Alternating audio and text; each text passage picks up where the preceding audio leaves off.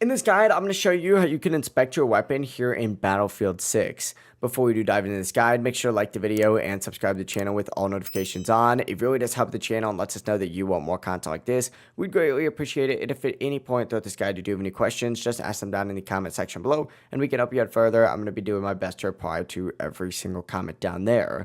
But you can actually do this very easily, whether you are on a controller or you're on PC. If you're on PC, just hold down that I key and you can move your mouse around to rotate the weapon and view it from different angles.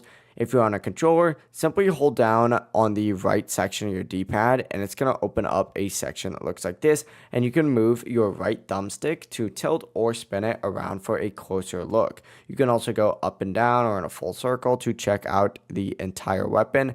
It looks kind of goofy when you do this, like I'm doing it right now. Looks kind of dumb, but overall, it actually looks pretty sick to kind of just adjust it like this, and I wish other games had a feature like this because it'd make making thumbnails a lot easier.